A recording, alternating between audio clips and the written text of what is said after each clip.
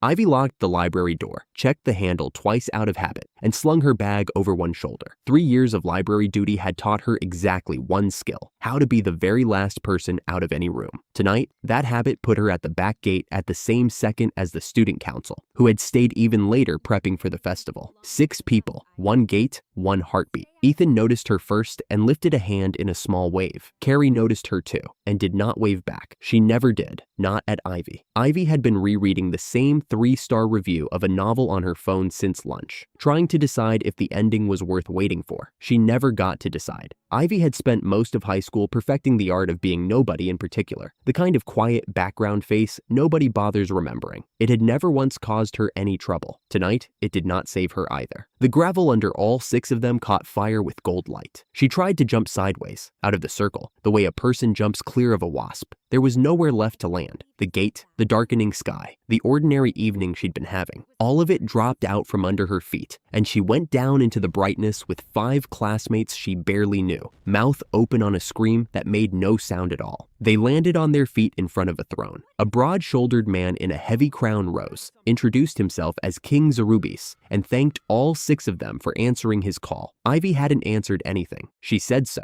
and one of the boys behind her admitted with a shrug that he, along with 2 or 3 dozen other people back home, had spent weeks hearing the exact same voice in his dreams, joking about it online before anyone took it seriously. Ivy had spent that same stretch of weeks reading nothing but book reviews. She'd missed the one piece of news that actually mattered. The king didn't slow down for her confusion. A monster called the Black Wolf was tearing through his lands, and an old curse laid by a demon king centuries dead meant his own people could never be the ones to kill it. Only outsiders could. Kill the Black Wolf, take the core from its body, and all 6 of them would go home to the exact moment they'd left. Ivy's stomach dropped somewhere past her shoes. Fight a monster or go home. Those seemed to be the only 2 doors in this castle. Before she could say a word of that out loud, Ethan shifted his weight and put himself half in front of her, close enough that his shoulder blocked the room's stairs from landing on her directly. He didn't ask if she wanted that, he just did it. First things first, one of the boys said, pushing his glasses up through they hadn't slipped. Shouldn't we check our titles and skills? An old priest shuffled in on cue, carrying a crystal the size of a fist. He explained, in the bored tone of a man who had done this more times than he could count, that the crystal would read each of their titles and skills in the order they stood, and that afterward, they'd be able to view their own status whenever they liked. Ethan went first. The crystal flared white and named him Light Hero, wielder of 7 holy swords. The priest's eyebrows climbed despite himself. Ivy's palms had already gone damp, and her turn hadn't even come yet. One by one, the rest followed. A boy from the council lit the stone red and came back Holy Spear user, fire running under his skin. Another wrapped it in shifting shadow and was named Ninja, and got a laugh for it. A third, quieter one pulled a soft glow out of it and came back Priest, a healer's title. Then Carrie stepped up. Purple light rolled off the crystal like smoke, and out came Great Mage, command of water, fire, wind, and earth, all 4 at once. Carrie tipped her chin up and made no effort to look humble about it. Every reveal pulled a fresh round of cheering from the knights lining the walls, and every round of cheering made the space around Ivy feel a little smaller. 5 reveals, 5 legends dressed as teenagers. The room was loud with it, and Ivy stood at the end of the line doing the math in her head. If whatever she got could fight, she'd be sent after the Black Wolf. If it couldn't, she'd be the one thing in the room worth nothing at all. Carrie shoved the crystal into Ivy's hands before the priest even called her name. It barely lit, a weak, apologetic flicker, nothing like the fireworks that had come before it. The priest's face flickered with something that wasn't amusement and wasn't pity. He held the crystal a beat too long before he spoke. Title, ordinary person. A pause. Skill, chatty item box. He looked up at her, and his voice had gone careful. I have examined skills for 50 years. I have never once seen this. The room laughed. Carrie laughed loudest, one hand pressed to her mouth, calling it the saddest little glow she'd ever watched, and asking who needed a talking box anyway, when everyone in the room already had a silent one that worked fine. The 2 boys nearby laughed along because everyone else already was. Even the quiet one, the healer, didn't quite manage to hide his smile. That's enough, Carrie. Ethan's voice cut through the laughter like a blade, silencing it. He stepped closer to Ivy, close enough that she could feel it, and turned to the king next. She can't fight. Protect her here in the castle while the rest of us go after the Black Wolf. We'll bring her home the moment it's done. I promise that much. Ethan's declaration bought a moment of near quiet. Then someone near the back snickered again, and the king opened his mouth, already halfway to agreeing with Ethan's request. The laughter kept going around her, But to Ivy, it started sounding like it was coming from the other side of glass, present but far away. What stayed close, what stayed sharp, was one single thought underneath all of it. She was not going to stand in this room and let other people hand her a fate like it was a chore assignment. She raised her own hand before the king could get the word out. "I don't need to be protected," Ivy said, straightening her spine as she said it. "Like a piece of furniture. Let me work as a maid here instead. I'll earn my own keep until they get back." The king's expression softened into something like delight, already deciding he was looking at a remarkably capable child for her age. "Admirable. So small and so capable," he nodded once, satisfied. "It will be done. I'll have the head maid find you work and wages to go with it." The laughing hadn't stopped. Ivy had simply stopped listening to it. Somewhere against her hip, tucked into the bag she hadn't let go of through any of it, something that was apparently now called an item box sat perfectly, uselessly silent, as if it had heard every word said about it and was choosing for now to keep its opinions to itself. 3 days into hauling buckets, Ivy had learned one useful thing about castle work. Nobody checked how a job got done, only whether it got done. A bucket of water was also the one thing in the entire castle she was allowed to get wrong without anyone watching, so on the 4th morning, she decided to test it. Instead of filling the buckets and carrying them the usual way, she knelt at the well's edge, held her hand near the water, and told the box on her hip to take it instead. The water vanished into the satchel without a splash lost. By the second bucket, she was fairly sure the box had already swallowed more water than something that size should ever hold. She kept going anyway, straight into the wash tubs this time instead of pail by pail. 10 minutes later, all 3 tubs stood full to the rim, and Ivy hadn't gotten wet once. The head maid found her sitting on an overturned crate, arms crossed, looking exactly like someone who hadn't done a lick of work. Her mouth was already a flat line by the time she crossed the yard. "You didn't even start, did you?" She grabbed Ivy's sleeve and hauled her toward the laundry block, ready to make an example of her in front of the whole staff. Then she saw the tubs. She stood over the nearest one, staring, one hand pressed flat against the rim, as if the water might vanish the moment she let go.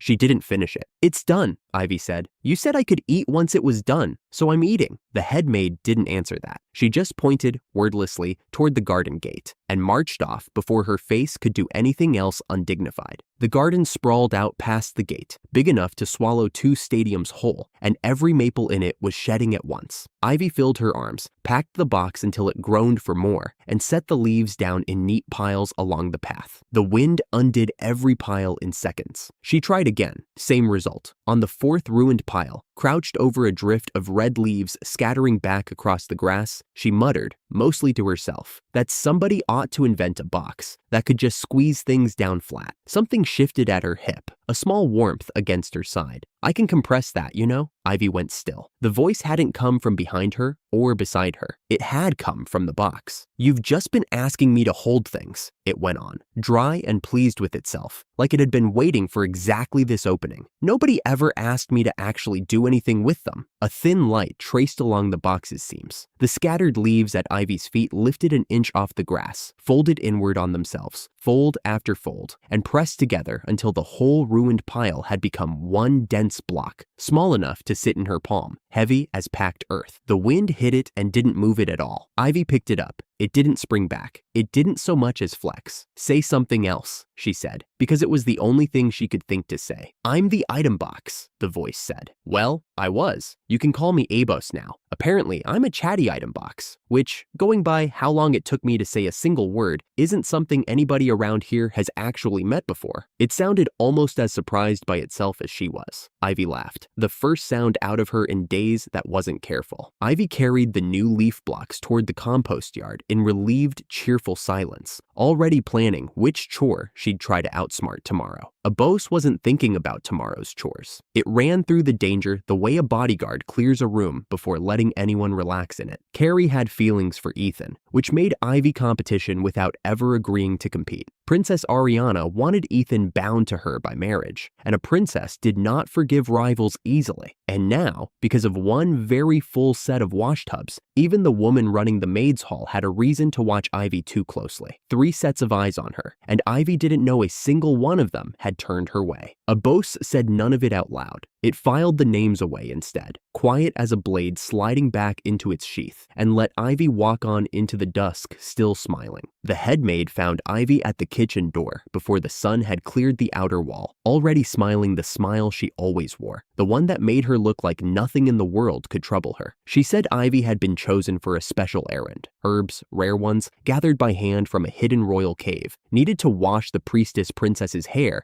before the week was out. Not every maid could be trusted with something like that. Only the ones the household actually believed in. As the woman who oversaw every last member of the staff, the head maid didn't need anyone's permission to hand a girl's whole day over to something new. She simply did, and everyone below her fell in line, Ivy included. Ivy had never been trusted with anything before. Not really. Sweeping floors and hauling water didn't count, not the way this did. She said yes before the head maid had even finished asking. They left within the hour, just the two of them, rattling past the last watchtower in a narrow two-seat carriage and onto a road Ivy had never traveled. The head maid kept the reins loose in one hand and talked the whole way about the cave, about how few people even knew it existed, the king and a handful of his most trusted retainers. And now, she said warmly, Ivy too. Ivy didn't think to ask why a maid who'd never once left the castle grounds had suddenly been trusted with a secret that belonged to the king's inner circle. She was too busy feeling, for the first time since she'd arrived in this world, like she actually mattered to somebody. 2 hours in, the carriage stopped at a cave mouth with no marker and no guard. Nothing to say it mattered at all. The head maid lit a lantern and led the way inside. The passage opened into a field Ivy hadn't known the world could hold. Flowers the color of ripe plums, glowing faintly on their own, spread thick along the bank of an underground river running black and silent below. Lantern light caught the current in threads of silver. Amazing, Ivy said, and meant it. The head maid handed her a small pair of scissors and told her to cut only the purple blooms, and not too many. A field like this took years to recover, and the flowers were rare enough to be worth more than Ivy's yearly wages, used in the highest grade potions the kingdom made. Ivy crouched at the edge of the bed and got to work, snipping stems into a basket, delighted enough that she never noticed how close the flowers grew to the drop, or how the ground under her boots ran out just past the last cluster of blooms with nothing beyond it but river and dark. The head maid stood a few steps back the whole time, watching her, her expression as warm and unreadable as it had been since the kitchen door. Ivy had the basket nearly half full when she looked up to ask how many more they needed. She never got the question out. 2 hands landed on her back, light at first, almost gentle, the way someone steadies a person who's stumbled. Then they shoved. Ivy's feet left the ground before her mind caught up to what was happening. She had time for one clear thought, the head maid's face, still smiling, not a flicker of strain in it, like this was no different from carrying a tray. And then the flowers were gone, the lantern light was gone, and there was only air and the roar of water rushing up to meet her. She hit the river hard enough to drive the breath from her chest. Cold closed over her head. The current took her sideways, spinning her, and for a few long seconds, there was nothing in the world but dark water, and no way to tell which direction was air. Then there was nothing at all. The head maid waited a full minute at the edge, patient as a woman checking bread in an oven, until the water below had gone still and no hand broke the surface to grab at air. She nodded once, satisfied, and set the empty flower basket down beside the bed for whoever found it eventually. Not that anyone would think to look. Nobody else in the kingdom knew this cave existed. Nobody would come searching for a girl who'd vanished from a place they didn't know was there. She turned, lantern swinging easy at her side, and started back toward the entrance, already composing the story she'd tell the kitchen about a maid who wandered off and never returned. There was no guilt in her face and no hesitation in her step,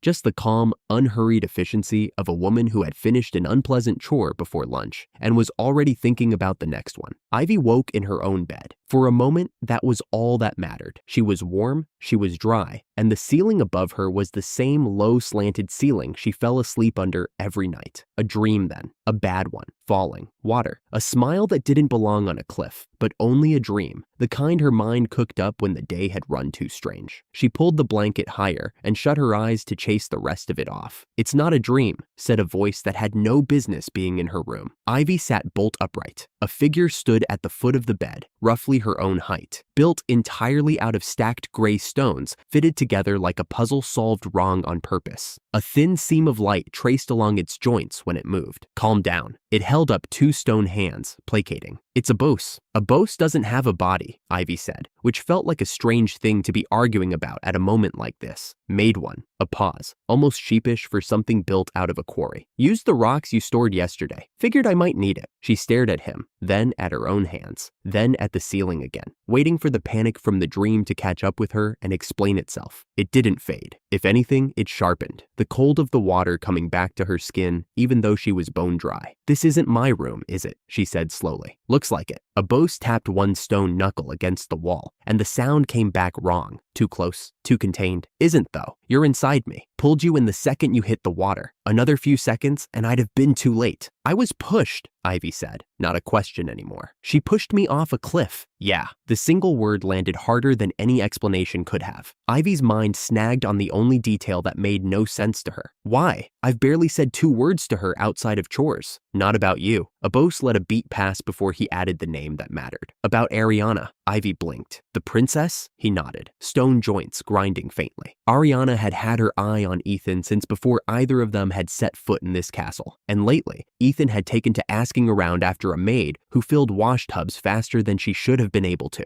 That was all it took. Ariana decided the maid was a problem, and the head maid, who answered to Ariana long before she answered to anyone else in this castle, hadn't needed much more reason than that. Ivy sat with it, and it landed even uglier the second time through. Someone had arranged to have her drowned in the dark, alone, over a boy she'd exchanged maybe 3 conversations with, not for anything she'd done, but for what she might, someday, become to him. Then I'll go to the king, she said. He gave me his protection himself. He'll believe you. Abos's voice had gone gentle, which was somehow worse than an argument would have been. And it won't matter. Ariana's prophecy is the only thing keeping the church behind this kingdom's war against the Demon King. He needs her a lot more than he needs to be fair to one maid nobody important would miss. So nothing happens to her. It wasn't a question either. She tries to kill me, and nothing happens. Not from him. Not from anyone in this castle. Neither of them said anything for a moment. Only the faint hum of light along Abos's stone seams filled the quiet. The sob Ivy expected never came. She'd already spent it somewhere in the panic of the last 5 minutes, and what sat underneath it now was flatter, colder, and a great deal more useful. If nobody in this castle would protect her, then nobody in this castle got to decide what happened to her next either. Then I'm not staying to find out if she tries again with someone better at it, she said. That's the idea. Something in the words came out almost warm for Stone. I already know where we're going. A kingdom east of here, mixed enough that nobody looks twice at strangers, with a church too reasonable to go hunting a runaway maid over one princess's jealousy. I can get us there without your name attached to any of it. Ivy nodded once, the way she might have agreed to an extra chore, rather than the end of the only life she'd built in this world. Then let's go,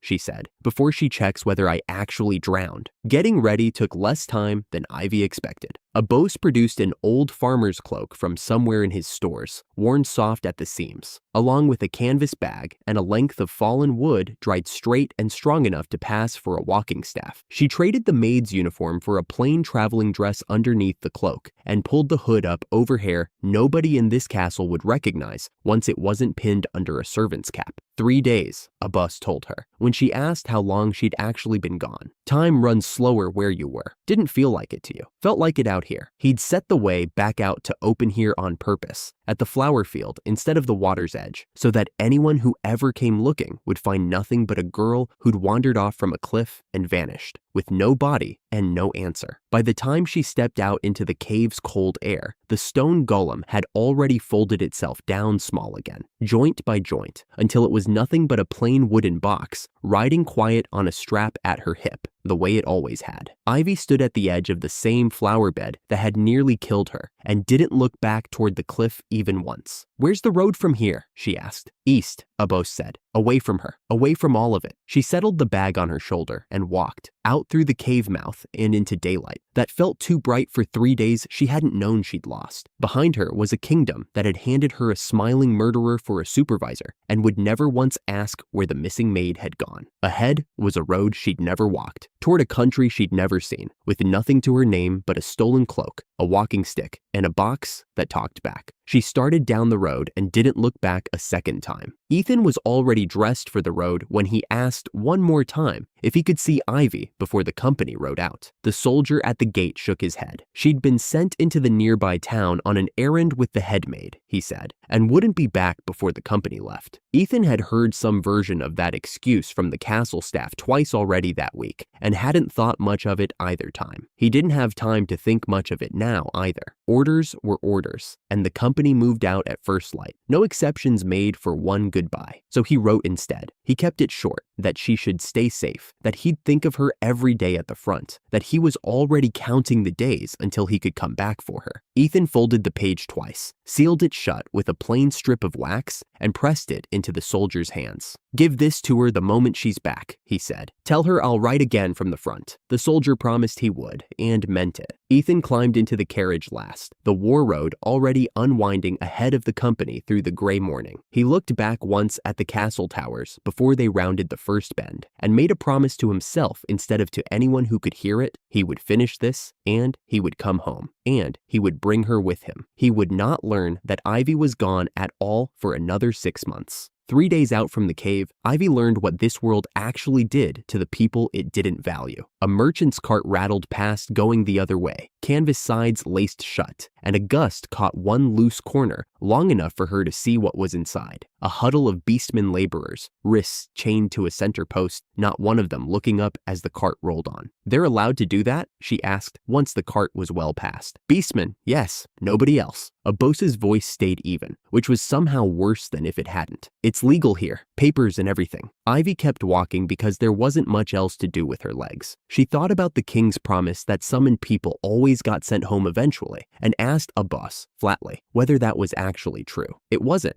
not really. The only hero who'd ever insisted on going home instead of staying to be useful had been killed for it, Abose told her. Her magic stone worth more to the kingdom than she was. The ones who'd stayed had been handed wives instead of a way out. Ivy didn't say anything else for a long while. She waited until the fire had burned down to coals before she let herself cry. It hadn't felt safe to before tonight, not with the cliff still fresh under her feet and a kingdom to get clear of. But the kingdom was 3 days behind her now, and nothing was chasing her tonight except her own thoughts, so she finally let them catch up. She cried for her mother, who had no idea she hadn't just failed to come home for dinner, for her father, who'd never even get a body to bury, for her younger sister, who'd grow up not knowing what happened to her. She thought of the ordinary Tuesday she'd left behind, a grocery list half finished, dinner plans nobody back home would ever eat. She thought about Japan and wondered, without much hope left in the wondering, if she'd ever see any of it again, not with the fate Abose had just described waiting for anyone who tried. "I'm not going to end up like her," she said finally, to the fire, to Abose, to nobody in particular. "The one who tried to go home." "No," Abose said, "you're not." She wiped her face with the back of her sleeve and didn't cry again that night. Whatever came next, she'd survive it here first and worry about the rest of it after. A chime went off somewhere behind her ribs 2 mornings later. Abose, announcing it had picked up 2 new tricks. It could break down whatever it stored into parts and cure hides while it was at it. Ivy didn't get to ask what that meant in practice. Screaming answered the question first. Ahead, a lone wagon had stopped dead in the road, its driver swinging a whip at a swarm of goblins clawing up over the wheels. Thin green bodies, clubs raised, too many to count at a glance. "Want him saved?" Abose asked. "Obviously." The golem was out of the box and into the goblins before she finished the word, and it was over almost as fast as it started. None of them got a second swing in. The merchant sagged against his own wagon wheel, already offering his entire cargo for his life before he'd even looked up and realized he still had one. "It's fine," Ivy told him, stepping into view. "He's mine. My grandfather built him before he passed, enchanted to protect me, nobody else. You're safe as long as I am." By the time the wagon rolled again, Abose had already turned every goblin corpse into a neat handful of small red stones and nothing else, the new skill earning its keep before the day was even half over. The man introduced himself as Bruno, round in the middle and well past 40, and didn't ask a single follow-up question. Grateful people rarely did. He offered her a free ride to the dungeon city as thanks, and Ivy accepted like it was nothing, while Abba settled into silence at her side and let the merchant believe, for the rest of the week's ride, that a golem simply didn't talk. Bruno sold his rescued cargo, wished her well at the crossroads, and went his own way. Ivy had chosen this city on purpose, big enough, busy enough, and full of enough strangers passing through that one more disguised girl wouldn't register as anything worth a second look. She walked the rest of the distance to the guild alone, a boss beside her in stone instead of riding at her hip, and the whole noisy hall went quiet the moment they stepped through the door. The receptionist took her paperwork without blinking twice at the golem, made her recite the same dead grandfather's story once for the record, and pressed a crystal into her hand. It barely lit, same as the one in the throne room, months and a lifetime ago. Level 3, he read off, then frowned harder. Title, ordinary person. Skills, chatty item box. Golem user. He looked up at her, not unkindly. Weak. I went from level 1 to level 3 in 2 weeks, Ivy said, stung anyway. That's not nothing. He didn't argue, just slid the card across for her to seal with a drop of blood, already moving on to the next line of paperwork in front of him. What he didn't see, and what Ivy didn't either, were 2 sets of eyes already logging her from the rafters. One belonged to the guild itself, the other belonged to a party she'd never heard of, and both were already deciding she was worth watching. Guildmaster Hale counted out the last stack of coin and slid it across the desk without looking up. 1,050,000 bevel. He said it like the number embarrassed him. Wolf tiger pelts don't come through this office twice a season, let alone from a walk-in nobody's ever heard of. Ivy pulled the pouch toward her, trying to look like she handled sums that size every week. They were already dead when I found them. That part, at least, was true.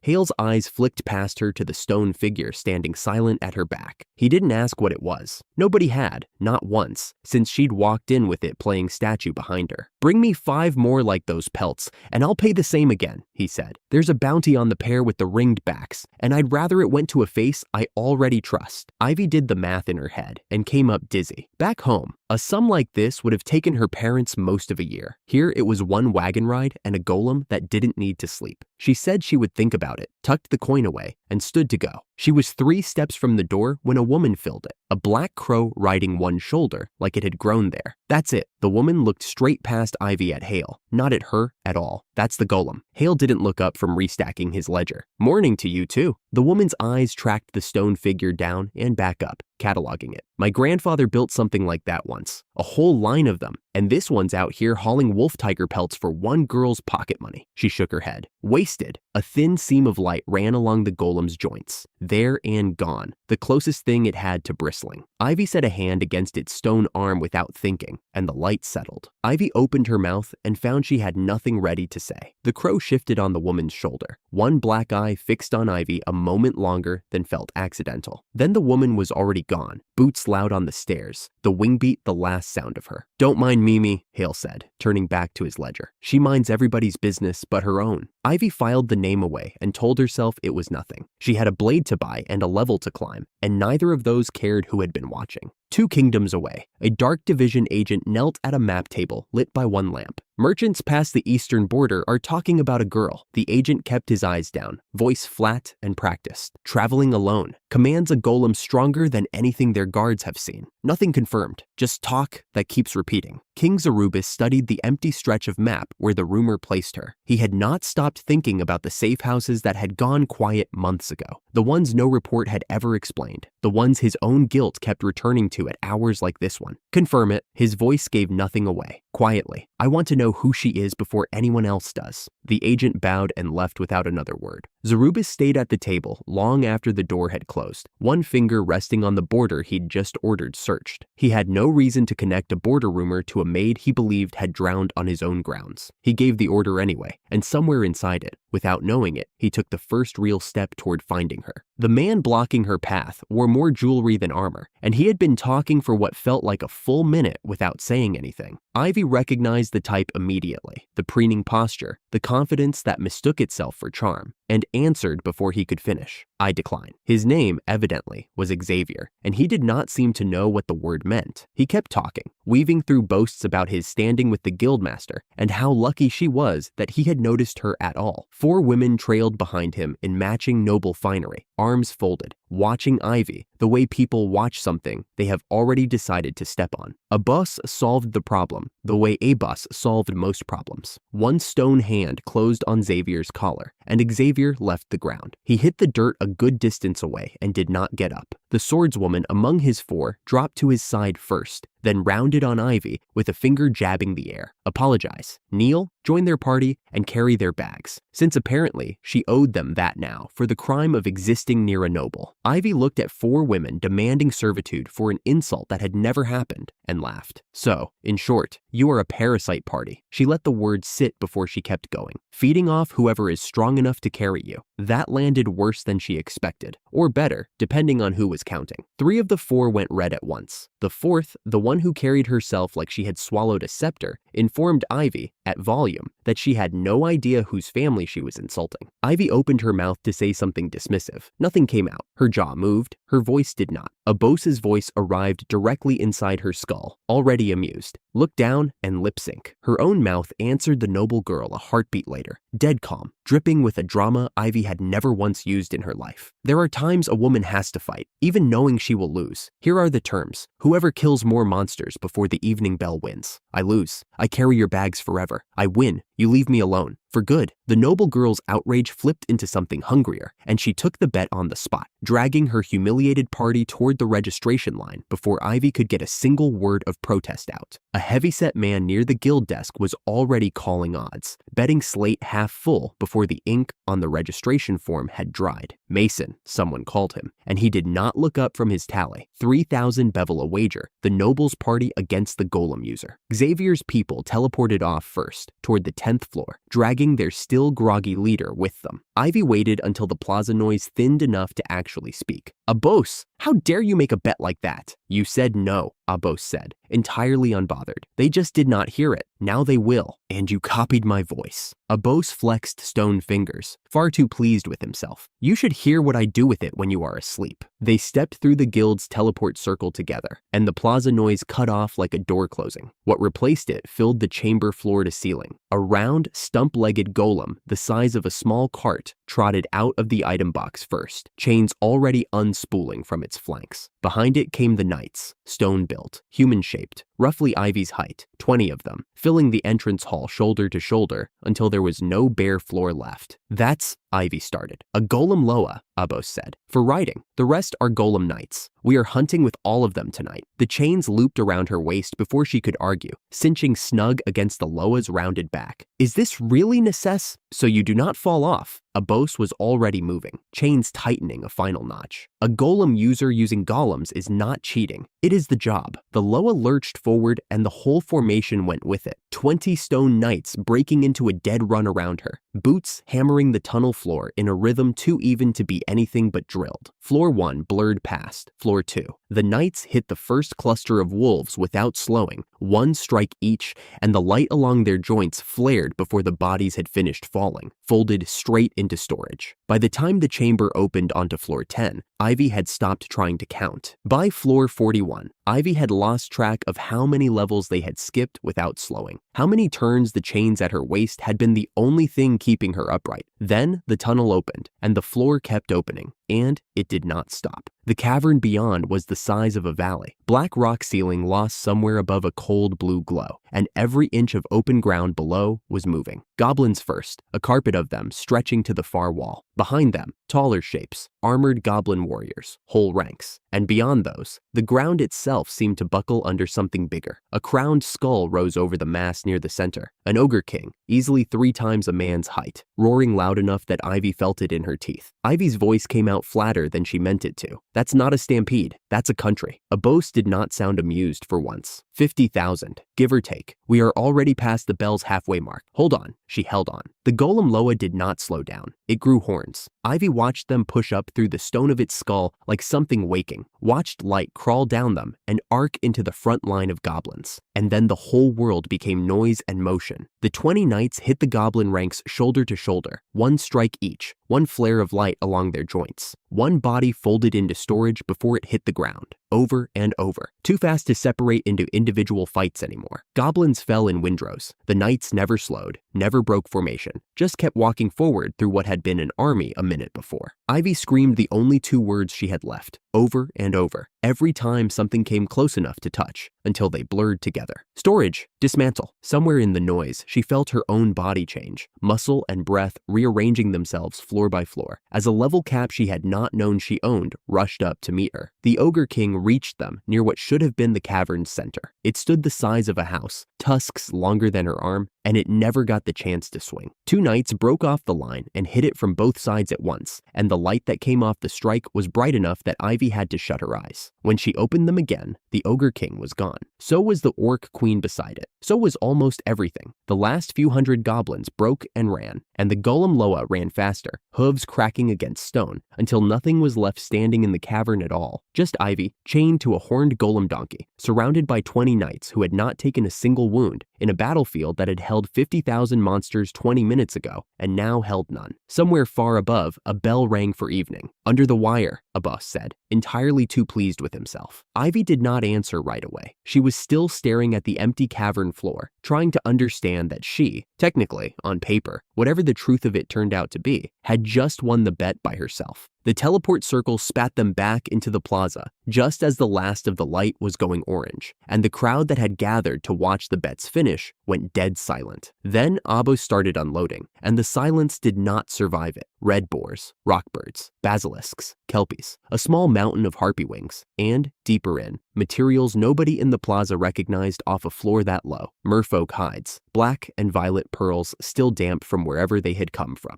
Guildmaster Hale, who had apparently been dragged out to referee the thing in person, went very quiet reading the tags one by one. Xavier's party, upright again, minus most of their swagger, had come back with 5 wolves, 3 flightless birds, and a bear. Their leader started listing it off louder than necessary before he had even seen what Ivy had brought out. Hale did not let him finish. He looked at Ivy's haul, looked at the bell that had just rung, and raised her arm over her head like it was the easiest call he had made all year. Match goes to the Golem user. Anyone dumb enough to bet against a Golem user only has themselves to blame. The swordswoman screamed that it was cheating, that Ivy must have hunted half of it beforehand, that nobody goes from floor 10 to floor 41 in a single day. Nobody in the crowd was listening to her anymore. They were listening to the fur merchants, who had already started shouting numbers over each other. Ivy sold fast and sold smart, prices rattling off her tongue before the buyers finished asking. A habit Abos had apparently drilled into her without her noticing. Back on the road with Bruno's cargo lists, 20 red baboons went for $1 million bevel. 50 tanned hides went for $1.5 million.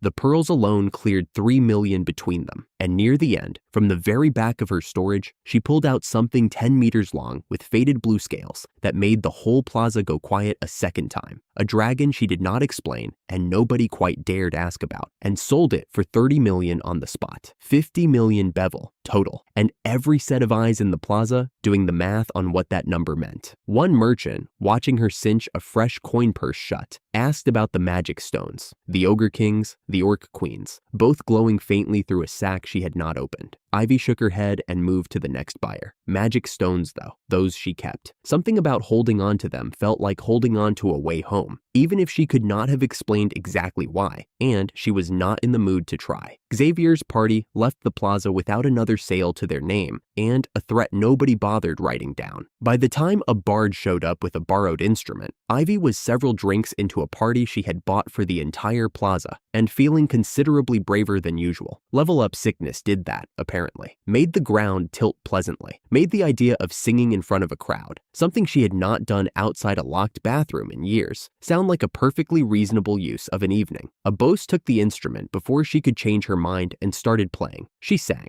Badly at first, then not badly at all. And the plaza went quiet in a completely different way than it had for the dragon. When she finished, there was a full second of silence before the noise came back twice as loud. Riding that, she reached into the item box and pulled out one of the Golem Knights. To the crowd, it looked like a summon, and set it dancing. It moved better than she did, spinning and clapping through steps she half remembered from a gym class years and a world ago. And the plaza roared harder for a stone soldier's footwork than it had for 50 million bevel. Near the edge of the firelight, Guildmaster Hale's grin faltered. Ivy did not see it. She was watching the night finish its turn. Beside him, the sharp-eyed woman with the crow on her shoulder had gone very still, doing math out loud under her breath. 20 of them, floor 41 in a single day. A stampede that could have swallowed a city whole if it had gone the other direction. 20! Mimi's voice had dropped, quiet, like repeating the number might change the answer. That is not an army. That is a country's worth of army. Hale did not answer her. He kept looking at the dancing night, and for the first time all night, he was not smiling like a man watching a party anymore. Ivy laughed at something one of the plaza kids near the fire had shouted, reached for another cup, and noticed neither of them at all. The last thing she was aware of, hours later, was the fire going soft and orange at the edges, and a stone hand catching her before she hit the ground. Weeks after the dungeon blitz and the collapse that followed, 2 kingdoms away, Ivy signed her name to a rental contract and slid it back across the table. 3 adventurer parties had come through the guild office that morning alone, each one wanting to know how many of Abos's stone knights they could borrow, and for how long. She named a price, watched the man across from her wince, and watched him sign anyway. Abos stood behind her chair in golem form, silent the way it always was around strangers, one stone hand resting light on her shoulder. Business was good, the contracts kept coming, and nobody in this city had reason to look twice at the girl running it. Nobody back home had written, or called, or come looking. In all the weeks since she'd left, she'd stopped expecting them to a while ago, and told herself that not thinking about the castle was its own kind of peace. She had no idea anyone there was still thinking about her. King Zarubis came down the last of the stairs and stopped in front of the ring of pale light holding his head maid in place. She had run this castle's household for 11 years. He had trusted her with every corner of it. She still wore the smile. Even bound inside a circle she couldn't talk her way out of, the corners of her mouth stayed soft, warm, like she was about to offer him tea. The girl had simply left, she told him. Gone out to try her hand as an adventurer, the way young people sometimes did. She'd even given her a little coin for the road, out of kindness. He stepped closer to the circle's edge. You're lying. You've been lying since the moment I asked. She only smiled wider. What the smile couldn't protect her from was that the spell had already been sitting on her tongue for the better part of an hour before he'd ever walked in. An old tool of this chamber, rarely needed, never before turned on someone he'd trusted. Every word she'd given him since then had been a lie she believed would hold. None of them had. He wondered, not for the first time since he'd ordered the circle drawn, how many others in this castle answered to a different crown than his while wearing his household's uniform. He had no way to know.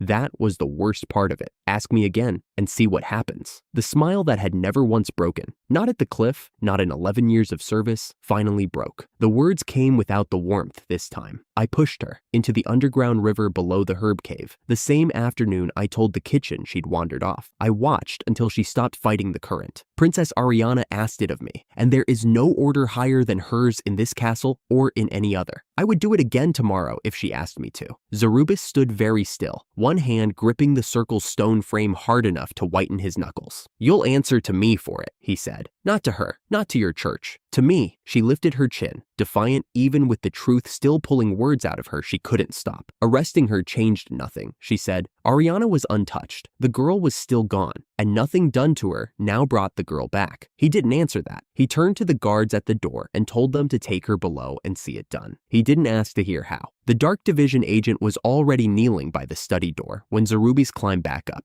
waiting the way he always did, saying nothing until he was asked to. You heard, Zarubis said. It wasn't a question. Every word. The agent's voice stayed flat, though something behind it had gone tight. Ariana ordered a murder inside your own household, and a woman is being led to a cell for believing it was righteous. That's not a rumor anymore. That's a confession. One I can't use, the king said. Not yet. Not while she's the only reason the church still backs this war. But I'll keep it. Someday it'll matter. He didn't say the rest of it. That the girl's item box alone could have carried a year's food for 100 soldiers, or moved half his war stores overnight, and that whatever he felt for her now was tangled up with the loss of that as much as with any guilt. And the heroes? The agent asked. Ethan still writes asking after her. They hear nothing. Zarubis' jaw tightened. Not the confession, not what really happened to that girl. If they ask again, tell them she's gone and nothing more. They have a war in front of them. They can't fight it and grieve her at the same time. The agent bowed his head and said nothing else. though grief sat plainly on his face for a girl he had never met, drowned over a jealousy that had never had anything to do with her. At that exact hour, 2 kingdoms away, Ivy was laughing at something a client's apprentice had said, a cup raised half empty in one hand, a Bose standing quiet and stone still at her shoulder the way it had all morning. She was alive and warm, and completely unaware that anyone back home had ever stopped believing it. The Dandelion Inn's front step was cracked clean through,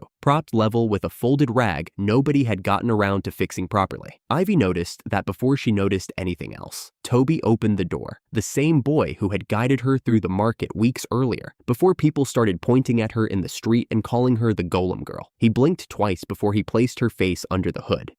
He started, and then just stood there, not sure what to do with his hands. For a boy who had been paid and forgotten by every merchant he had ever guided, a stranger remembering his name back was apparently worth something. Eliza came out wiping flour from her wrists, thinner than a woman running a house of 6 children had any business being. With a cough, she tried to swallow before it finished. Behind her, Amelia carried a stack of dishes too heavy for a girl her age, and 2 small twin girls, Mira and Sadie, peeked around a doorframe and darted straight back out of sight. Ivy had pictured a cozy little inn from Toby's stories. What she found instead was a good building held up by children doing a sick woman's work while she was too weak to stop them. A roof patched with cloth instead of shingle. A ledger Eliza kept trying to slide under a folded napkin whenever Ivy's eyes drifted toward it. A kettle boiling because nobody had managed a real meal that day. Abose said nothing to any of them, but Ivy caught the faint trace of light along his stone joints as he quietly cataloged everything about the building that needed fixing. She recognized the shape of it immediately. A good place nobody had bothered to notice, doing more with less than it should ever have had to. She had been overlooked once, too, in another life entirely, and it was not a hard thing to want to fix. "We're not much to look at right now," Eliza said, and tried to laugh it off. Ivy didn't answer that directly. She asked instead how bad the roof was, how far behind the accounts had fallen, whether the children had eaten a proper meal that week, and hated, quietly, that every honest question out of her mouth sat on top of a lie about who she really was and where her money had actually come from. She had gotten good at that kind of arithmetic. It never stopped costing her something. "I'll be staying a while," she said, "if that's all right." Eliza's eyes went wet before she could stop them. She turned back toward the kitchen fast, muttering something about supper, and didn't let anyone see her face until it settled. By dusk, the kitchen table was crowded and loud in a way Ivy hadn't heard around her in longer than she wanted to admit. Amelia, who had nursed Ivy through a full week of collapse after the dungeon and would not let anyone forget it, ladled out croquettes and potato salad she and Toby had made themselves. Toby, who had spent the whole afternoon watching Ivy sideways, finally relaxed enough to ask whether the golems ever got tired. It was, Ivy realized, the first real question he had asked her all day. Then, the front door slammed open hard enough to rattle the plates. A man named Dorian shoved in with 7 others behind him, tracking mud across floors the children had scrubbed that morning. He announced, loud enough for the street outside to hear, that Eliza's runaway husband owed 30 million bevel in gambling debts. And if she couldn't pay tonight, the inn and everyone in it would work off the rest in his service. He meant the children too, and said so, matter of fact, like it cost him nothing to say. Eliza's hands, still dusted with flour, gripped the table edge hard enough to whiten her knuckles. Toby stood up in front of his mother without being told to. Dorian looked Ivy over last and decided her plain traveling clothes weren't worth threatening, until she said, mildly, that she already knew his name and that the guild didn't think much of it. He hadn't expected a stranger to say it like it had teeth. Rattled, he covered the moment by calling her flat-chested. Ivy didn't raise her voice. She had more than enough left in the box, and no patience left for men who threatened children to get what they wanted. She counted out 30 million bevel onto the table, coin by coin, then told him the debt was paid in full. And behind her, without a word from her, 10 golem knights unfolded out of stone, and silence to fill the room, armor catching the lamplight, until there was nowhere left in the doorway for 7 grown men to stand. Whatever nerve Dorian had walked in with left him all at once. The other 6 thugs behind him did not wait for an order. They were already backing toward the door before he finished stammering that he hadn't meant anything by it, that the debt was clearly settled now, that he would sign whatever paper she wanted. His hand shook so badly on the receipt that the guild seal smeared. When he dared ask on his way out out the door whether he could rent a few of those things for himself. Ivy told him that if she ever saw his face in this city again, he would not need to worry about debts or anything else ever again. He and his 7 men were gone from the dungeon city by morning. Nobody ever saw them come back. A few days later, Abbas led Ivy out to the back garden without explanation and set a small golem dog digging at the base of an old hedge. Wrapped in 5 rusted nails and a tangle of ribbon, a doll came up out of the dirt, crude, hand-stitched, and humming with a kind of magic that crawled under Ivy's skin,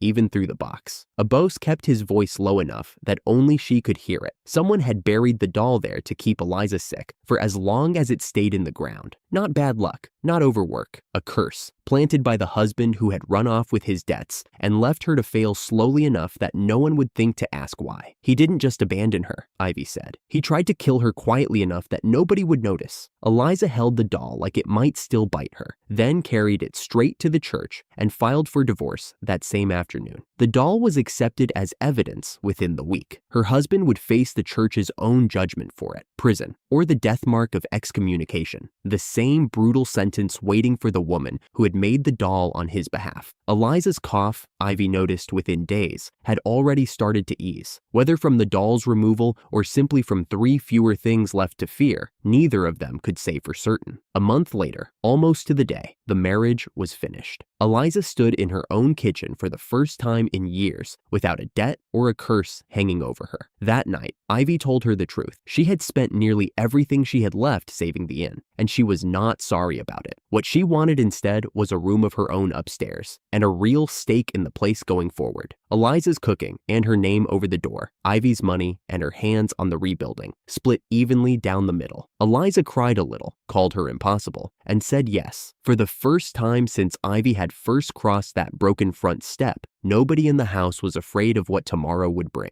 In the weeks that followed, the golem rental business kept growing, whether Ivy chased it or not. 3 more adventurer parties signed contracts that month alone. The Commercial Guild had inquired about renting nights for caravan escort work, and Guildmaster Hale had started a standing ledger just for her account, alongside crews already pushing past dungeon floors that used to stop them cold. She was at the guild renewing 2 of those contracts when Hale mentioned, almost as an afterthought while stamping a form, that the backlog of unwanted requests kept piling up at the bottom of the board. Old jobs nobody wanted. One of them, he said, was a standing request to clear the ancient sewer tunnels under the city, ignored so long that the last 2 adventurers sent down there on it months back had never checked back out. Deserted, probably, he said, already reaching for the next form. Wouldn't be the first. Ivy nodded and let it go, the same way he had. It was one dull line, buried in a stack of dull lines, gone from her mind by the time she signed her name on the next contract. Ivy woke up to a castle, not a picture of one, not a story about one, an actual castle, gray-walled and turreted, sitting on the horizon outside her window where an empty field had been the last time she'd looked. She sat up so fast the blanket slid off the bed. "A boss," her voice cracked on the second try. "A boss." The golem was already standing in the doorway, arms folded, doing an excellent impression of someone who had been there the whole time and hadn't heard a thing. "You're up," it said. "Good sleep? There is a castle outside my window." "There is." A boss didn't even blink about it, which, to be fair, it couldn't. "I was asleep for a week." "You were tired." Ivy swung her legs out of bed and planted herself in front of it, arms crossed to match its own stone ones. "Tell me everything, right now. The skill, the box, all of it. No jokes, no dodging." For once, Abos didn't dodge. Its arms dropped to its sides. "I get it," it said. "I'll tell you everything." That was somehow worse than the dodging. According to Abos, the chatty item box was rarer than the hero title itself, and the reason was almost insulting. To get it, a person had to be pulled into this world against their will, small, physically useless in a fight, decent at singing, saddled with the flattest title on record, ordinary person, locked at level 10 for life, and armed with nothing but the weakest scrap of life magic anyone had ever bothered naming. "Every box like this one has only ever gone to someone who fits that exact list," Abos said. "And out of everyone who's ever been dragged into this world, across every record anyone's kept." It paused, and for the first time all week, it looked almost careful with her. "You're the only one who ever has." Ivy stared at it. "So I got the worst possible starting stats in every category that matters, and the box picked me because of it. Pretty much. That's not a skill. That's a consolation prize with a personality attached." She'd meant it as a joke. It didn't quite land as as one, not even to her. Then a worse thought caught up with her. Wait, she held up a hand. You said your power, the golems, the numbers, all of it, grows every time I nearly die. That's right, the dungeon. Her eyes narrowed. We didn't need to go past floor 20. The bet was already won at floor 20. We kept going to floor 41. Abo said nothing, which was answer enough. You dragged me an extra 20 floors deeper into a monster stampede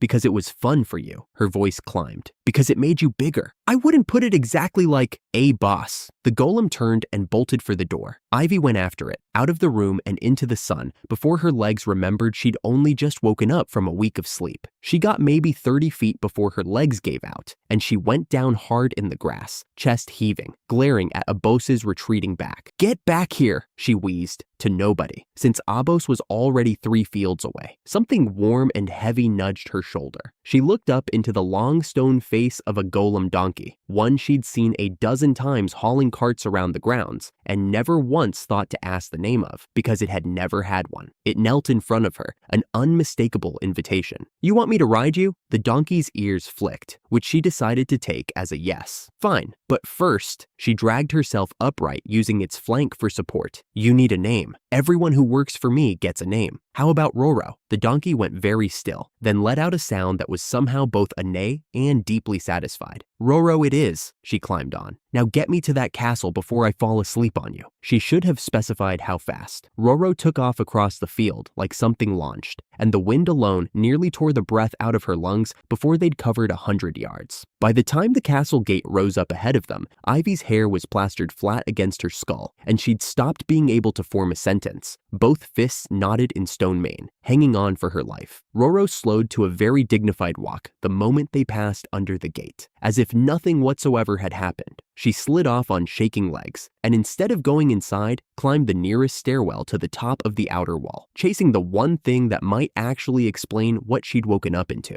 From the top of the wall, Ivy finally understood how much of a week she had actually slept through. The item box's interior wasn't a bucket-sized void anymore, and hadn't been for a long time. She'd known that in theory, the way anyone knows a fact without having felt the weight of it. Now, she felt it. Below the wall, a town's worth of golems moved through the castle yard. Carpenters hauling beams, cooks ferrying baskets between kitchen buildings, knights standing post at every gate she could count. Past the yard, fields stretched out gold and green in neat rows, worked by more golems bent over the rows with tools she recognized from farms back home. Past the fields, actual forest, real tree, cover thick enough to lose a person in, and beyond that, catching the light, a river wound its way toward hills she couldn't see the end of. Somewhere below her, hammers kept up a steady knock, knock, knock that never seemed to stop. Someone had once told her, back on the other world, that Tokyo covered over 2,000 square kilometers. Standing on that wall, she believed for the first time that the comparison wasn't a joke. How many? She said out loud, to no one, and then made herself find someone to ask. A passing maid golem paused at her elbow, near human, but for the fact that she never seemed to blink, dressed like the rest of the household staff in a white blouse, navy skirt, and white apron. She answered without being asked twice. 250 of us live in the castle itself, miss. 150 more work the fields. 400. She had started with a box that could barely hold a bucket of water without spilling. 400 golems, a castle, farmland, a forest, a river,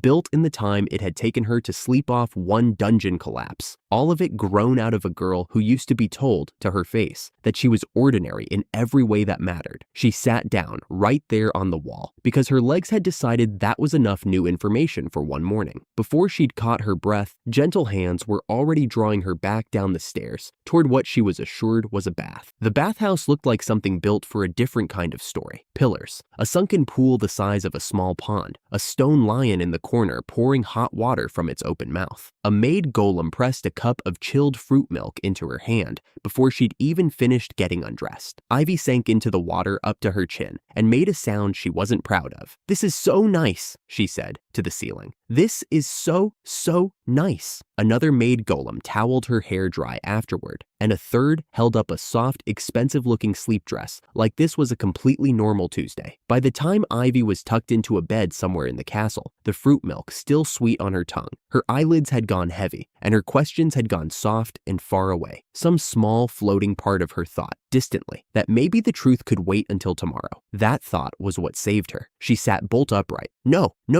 She pointed at the nearest Maid golem, whose expression was doing a very good impression of innocence. "You're doing it right now. This is the exact thing we were just talking about. The comfort thing. The pacify her so she stops asking thing." The Maid golem said nothing, which, again, was answer enough. Ivy peeled the blanket off and got up. "Take me to the lab, the real one, right now, before I fall for this a second time." 5 floors below the castle, the lab was nothing like the golden bath upstairs. Bare stone, work tables, golem after golem, lying in careful rows, waiting. A boss stood at the center of it, looking, for once, like it had run out of places to hide. "All right," Ivy said, arms crossed. "Talk, all of it. Why so many? Why now?" A boss held a hand over the chest of the nearest still body, and pale light spilled from its palm and sank into the stone, which twitched, then sat up. "That's how it's done," Abos said. "Every one of them, made the same way. And to answer your actual question, because there's a demon king in this world, because you're kind, when you get pulled here, prepare for the worst outcome on principle, because I've got birds and dogs and cats watching the capital and the dungeon both, so nothing gets near you again without me knowing first." "Golem dogs," Ivy's eyes narrowed. "Like the one that found the cursed doll in Eliza's garden." "Exactly like that one." She let that sit for a second. "And the near-death thing, that's really true? Every time I almost die, you get more of this?" "Every time." For once, there was no joke in its voice at all. "I don't know why the box picked you specifically, out of everyone who's ever been dragged here. I just know it did, and I know what happens after. I'd rather build 1,000 of these than lose you off one more cliff." Ivy didn't have anything clever to say to that. For a long moment, she just stood in the too bright light of the lab, looking at the small army Abbas had built out of nothing but fear for her, and let the fury finally go quiet. She found a window high in the castle, where the fields glowed gold under the last of the light, and let herself think about home for the first time all day. She still didn't know if she'd ever see her parents again.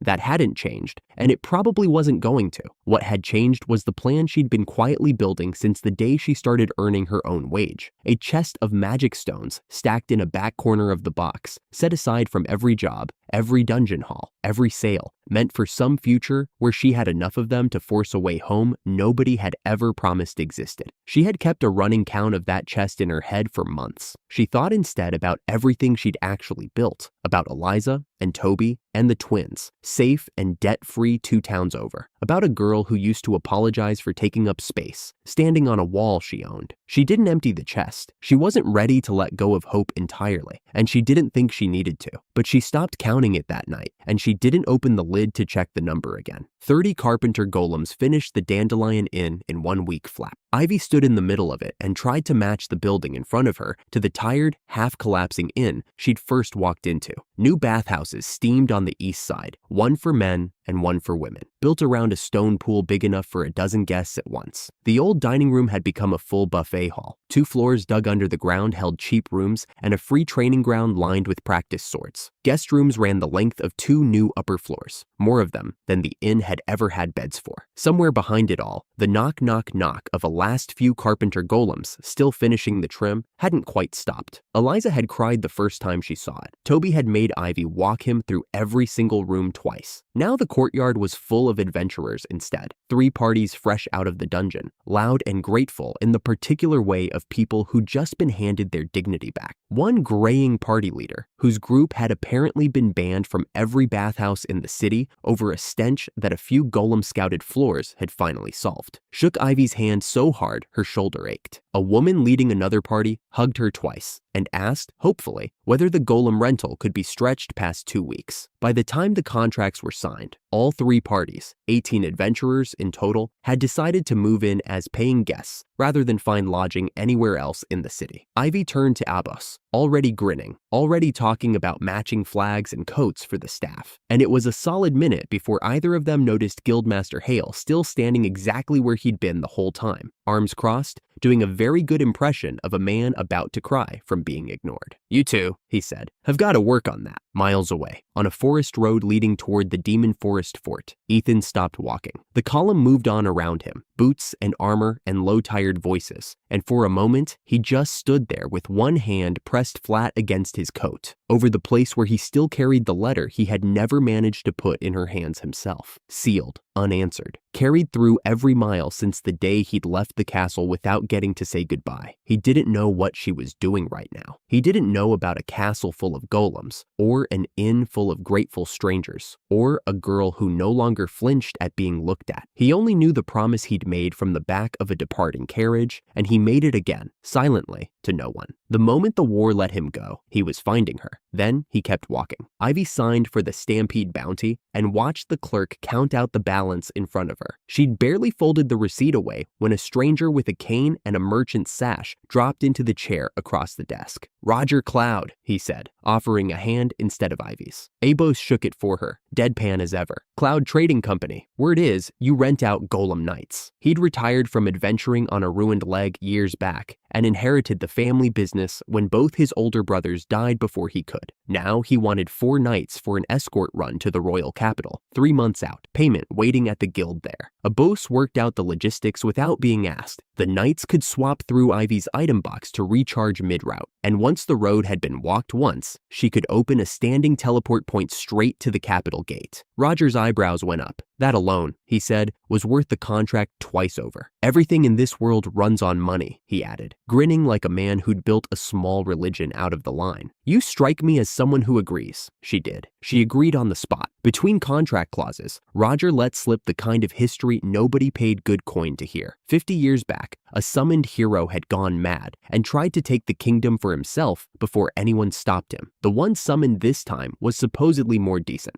Gods weren't as untouchable as the temples liked to claim, either. Lose enough believers, and a god could die same as anyone. Ivy filed it away as one more strange fact in a world that kept handing her strange facts, then asked, hopeful, whether the capital markets carried curry spices. Roger blinked. "Curry? It's a drink," Ivy said. "Sort of." 2 days later, a column of 20 riders stopped outside the inn's gate, and the man at the front announced himself before anyone thought to ask. Crown Prince Reginald, cursed, by his own cheerful account, with a title that guaranteed disaster wherever he stood. He proved it within the minute. Reaching for the porch railing, he missed, toppled sideways into an empty produce cart, and rolled out the other side without a scratch, laughing like it had all gone exactly to plan. "See?" he said, dusting off his coat. "Fate simply refuses to touch me." Meredith, his fiancée, apologized on his behalf with the practiced ease of someone who had done it many times before. Then the prince spotted the hand-painted Dandelion Inn poster nailed by the gate and announced, with the flat certainty only royalty could manage, that he would be staying there. All 20 of them. Ivy did the math on 20 guests before he had finished the sentence and told him the suite would be ready within the hour. Once the nights had settled and the hallway outside had gone quiet, Meredith set down her tea and got to the real reason she had followed the prince to his room. The golem workforce running this inn, she said, was too well made for a dead grandfather's hobby project. The joint work alone would have taken a master craftsman a lifetime to perfect, and Ivy's story about a hero grandfather who had built one golem before dying did not leave room for an army of them. Whoever had actually built what was walking around this inn, it was not a corpse in a forest grave. The prince turned that over longer than his morning self would have managed. Then he shrugged. Ivy had asked nothing of them, charged a fair price, and fed his whole retinue like royalty for less than a guild fee. Whatever she was hiding had not hurt anyone yet. Meredith agreed and let it go. Some doors, she said, were not worth knocking on until they opened themselves. While the prince's retinue spent 2 straight days monopolizing the new bathhouse, the knights swimming laps, the maids working through every bar of rose soap in stock, Ivy took a bus and a handful of golems into the dungeon after curry spices. She came back filthy, sunburned, and triumphant, cumin and coriander and turmeric packed into every pocket, having crossed a frozen ridge and a spice-choked jungle island to get them. By evening, she had curry rice, curry bread, curry-stuffed fried rice, a curry gratin, and, because the cook golems egged her on, a curry pizza cooling on the counter. She tasted a spoonful and gave it a flat 70 out of 100. No pickled radish meant it could never be perfect, but it was still the closest thing to home she had eaten since she arrived, and that alone made the sunburn worth it. Nobody else agreed with the score. The dining hall went quiet, the way a room only goes quiet for good food, then loud again, the way it only gets loud for great food. Prince Reginald asked for a second bowl over rice instead of bread. Watching adventurers who normally choked down flavorless rations scrape their bowls clean, Ivy had the idea before anyone could hand it to her. Bottle the spice blend, sell it by the jar. Let every party in the guild season their own miserable trail food. She pitched it to Eliza before the last plate was cleared. Eliza did not need convincing. Put a shelf by the front desk, she said. I'll have a sign painted by morning. With the guests settled and the curry powder already selling off its new shelf, Ivy decided the found family had earned a day out. She pulled Abus's slime bracelets from the item box and marched Toby, Amelia, Mira, and Sadie down toward the dungeon's shallow floors, Golem knights flanking them the whole way. Amelia hung back at the gate. Are we allowed down here? We're not adventurers. Ivy told her floor 3 was as safe as the inn's own garden, guarded the entire way. Amelia nodded, but her hands stayed knotted in her sleeves until Ivy asked what was actually wrong. My parents were adventurers, Amelia said. They didn't come back one of the times they went down. Ivy did not offer a speech. She put a hand on Amelia's shoulder, told her the Golem knights would not let anything through that Ivy had not already beaten worse of, and waited until Amelia believed her before they walked on. The bracelets worked on anyone. Toby tagged a slime on his first swing. Mira and Sadie found one hiding under a fern and tamed it together, shrieking with delight when the mark lit up gold. Even Amelia, still pale, landed a clean tap and grinned for the first time all morning. Ivy's slime ran. It dodged her stick twice, squeezed under a root, and bounced clean over her head on the third try. By the fourth swing, she was on her knees, swearing at a puddle of jelly like it had personally wronged her. A Golem knight finally sighed, as much as stone could sigh, and pinned it with one precisely thrown rock, careful to miss the core. Ivy punched it before it could recover. The mark lit. Slime get, she said, out of breath, and named it Gary on the spot because it looked like it deserved something dumb. The kids cheered louder for that than for any of their own catches. By the time they climbed back up into the afternoon light, Amelia was laughing along with everyone else, her earlier stiffness gone loose in her shoulders, not gone, but set down for the day. Nobody noticed the Golem Knight was already running a quiet count of its own.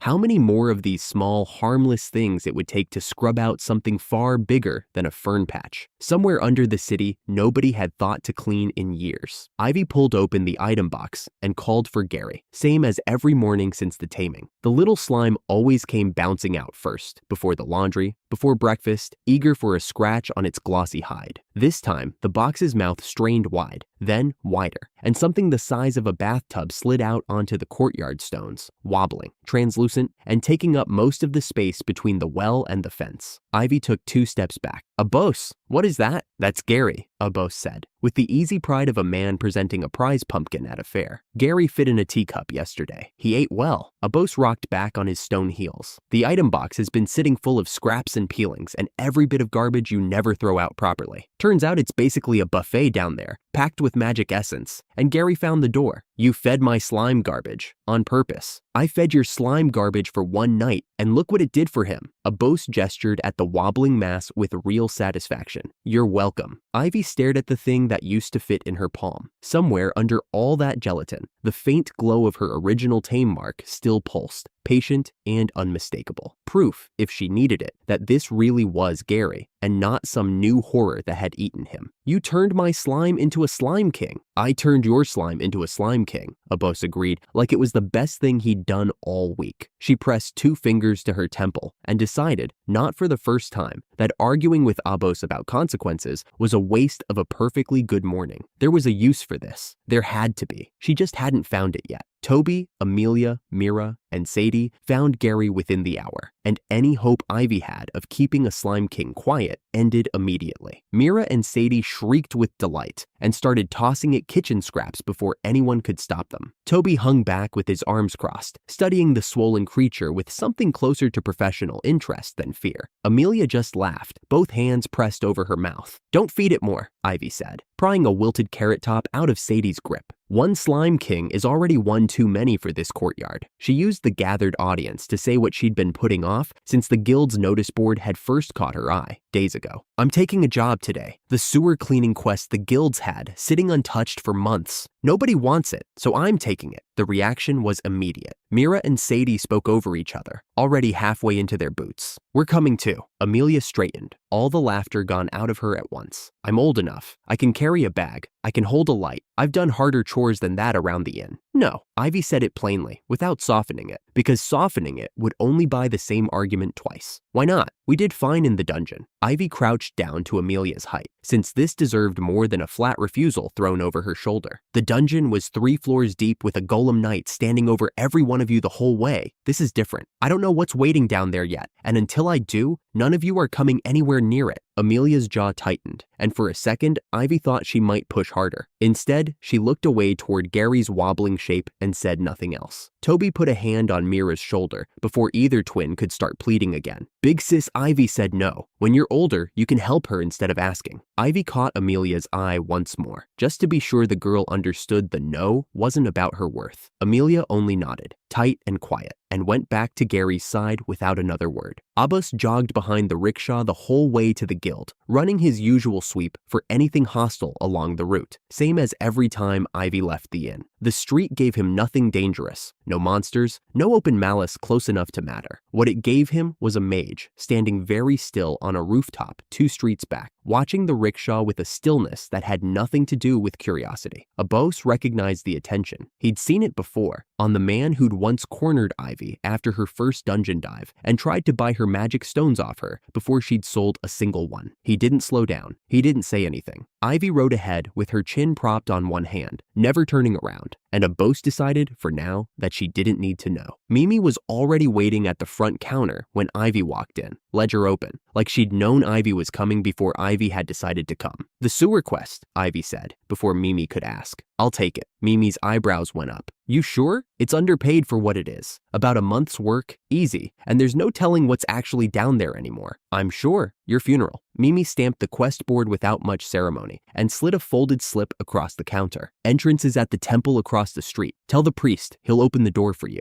Ivy leaned in and dropped her voice before asking the question that actually mattered. "If we find bodies down there, what am I supposed to do with them?" Something shifted behind Mimi's professional smile. She didn't answer right away. Instead, she ducked under the counter and came back up with a bundle of folded canvas bags, counting them out one at a time onto the wood. 20, Mimi said, setting the stack down between them. "For identification and burial, not for leaving them where they lie. Bring them back here when you're done, and we'll see they're seen to properly." 20's an oddly specific number to keep on hand. 20's what we always give out for that quest. Mimi's mouth twisted, not quite a smile. "I keep wondering if it'll be enough." The temple's underground door sat behind the altar, a slab of old stone with an iron ring set into it. The priest who met them there was elderly and unhurried, entirely used to strangers asking to be let into the dark under his floor. "The guild sent word," he said, working a heavy key into the lock. "You're the one taking the sewer quest." "That's me." "Then you should know what you're walking into." He hauled the slab open, and a breath of cold, wet air climbed up the stairs to meet them. 5 entrances into that sewer, originally. 4 were sealed generations ago.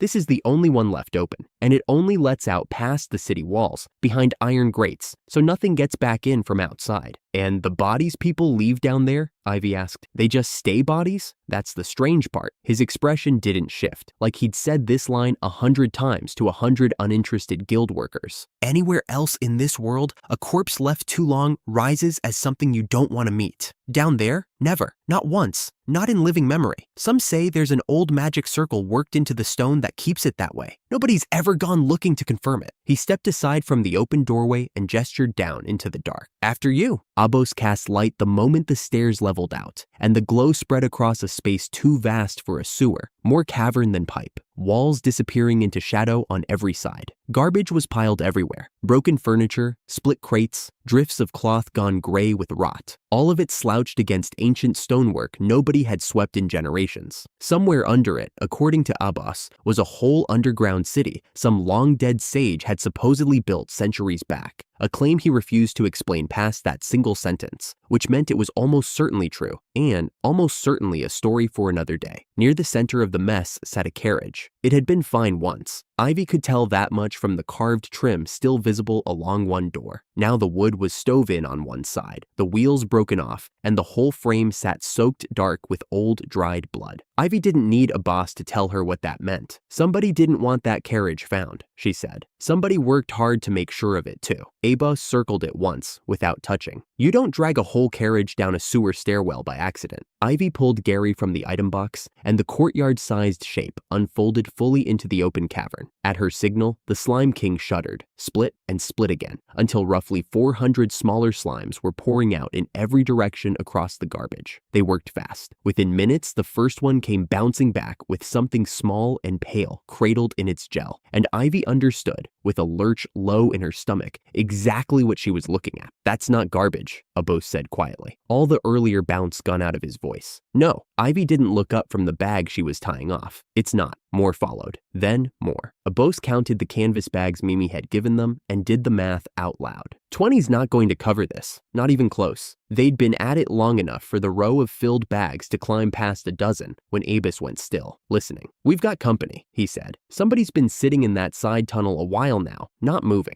Ivy followed his gaze to a narrow gap in the stonework, where a hunched shape was very obviously trying to look like it wasn't there. Ivy didn't look away from the gap. "Great! A pervert! Down here, in a sewer full of corpses. Truly the ideal place to lurk." The shape flinched, then bolted upright and came scrambling out of the tunnel at a speed that didn't match his shabby, patched robes at all. "I am not a pervert," he said, breathless and indignant, both hands raised. "I would never. I have no interest in—" "Then what exactly are you doing crouched in the dark watching two women and a golem?" Abos asked, arms folded, clearly enjoying himself. "Golem parts." The word came out of him in a rush. "I need golem parts. For research." Ivy blinked. "That's it? That's the whole terrifying secret? My name is Anton Mort. I'm a mage. I research prosthetic arms and legs, powered by magic stones, and I have never once seen craftsmanship precise enough for real fine movement. Then I heard someone in this city commands golems built that well, and I thought I might ask, eventually, from a reasonable distance." He pulled his gloves tighter, as if the gesture might restore some of the dignity he'd just lost. Ivy crossed her arms. "You've been watching us from a hole in a sewer wall for how long?" "That part," Anton admitted, "may not have been my best plan." Despite herself, Ivy felt the knot in her chest ease half a turn. Whatever else was wrong with this sewer, this particular problem was almost funny. "Fine, you want to look at golem craftsmanship. Help us catalog what we're pulling out of this mess, and I'll consider it." "You mean that?" Some of the wariness had already drained out of Anton's posture. "I mean it," Ivy said. "Grab some gloves." By the time they'd laid the recovered dead out along the driest stretch of stone, the count had climbed to roughly 20.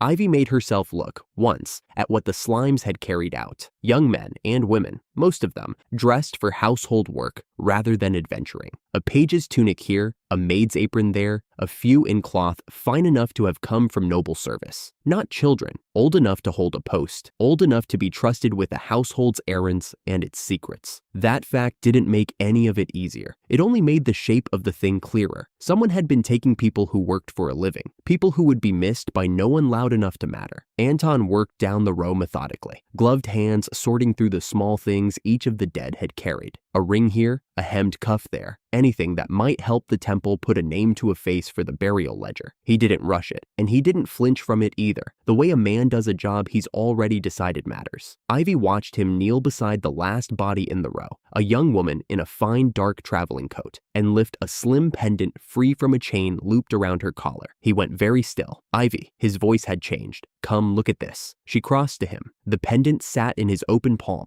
ordinary at a glance, plain silver worn smooth with handling. He turned it so the flat back caught the light, and there, worked into the metal itself, rather than scratched on after, was a small, deliberate sigil. Not decoration, not a maker's mark. "That's not jewelry," Anton said. Every trace of the flustered mage from 10 minutes ago gone from his voice. "That's a ritual brand. Someone put this on her on purpose." Ivy stared at the tiny etched shape until it stopped looking like metal and started looking like exactly what it was. "You're saying somebody marked her," she said slowly, "before they killed her." "I'm saying this wasn't one bad night gone wrong." Anton set the pendant down like it might bite him, then made himself pick it back up and wrap it carefully in cloth instead. This was done to her, deliberately, by someone who knew exactly what they were doing. He looked down the row of covered dead, and for the first time since he'd come stumbling out of his hiding spot, he looked genuinely afraid. "If one of them was marked, I'd wager everything I owned the rest were too. We'd just have to know where to look." He went back down the row on his knees, slower this time, checking collars and cuffs and the linings of pockets he'd already searched once. Ivy made herself help, matching him body for body, turning over rings and belt buckles and the folded corners of coats with hands that had stopped shaking somewhere around the fifth one. Most carried nothing but the ordinary things the living carry: a few coins, a comb, a letter gone soft with damp. 2 more turned up plain. It didn't make the first one feel like an accident. It made it feel deliberate in a different way, like whoever did this hadn't needed to mark them all to make the point. Abos hadn't spoken since Anton found the pendant. He crouched at the end of the row, light spell burning steady over all of it, and for once, he wasn't performing anything for anyone. Quiet in a way Ivy had heard from him maybe twice before, he finally broke the silence. This isn't a stray murder. This is somebody's project. Behind them, the slimes kept working, patient and oblivious, hauling one more still shape up out of the garbage. Nobody made a joke this time. Across the city, in the guild's dismantling yard, Mimi crouched beside the wrecked carriage a work crew had hauled up from the sewer stairwell that morning. She'd recognized the crest on the door the moment they set it down. It belonged to a noble household that had reported a missing attendant to the guild 6 months back, a young man sent out on an errand who never came home. The family had paid the search fee, gotten nowhere, and eventually stopped asking. Mimi ran a hand along the splintered wood and made herself do the math she'd been avoiding. The last adventurers assigned to that same sewer cleaning quest 3 months back had never turned in their gear or collected their pay. The guild had marked it down as desertion, the way it usually did when unhappy adventurers skipped out on a bad contract. Nobody had gone looking for them. Nobody had gone looking for any of this, not once, in however many years it had actually been happening. She straightened and stared down the length of the empty yard. The guildmaster was away for the week, off in the next town on business that had seemed important yesterday and now felt almost insulting, which left her one receptionist, one wrecked carriage, and a growing certainty that whatever Ivy and that mage were pulling out of the sewer right now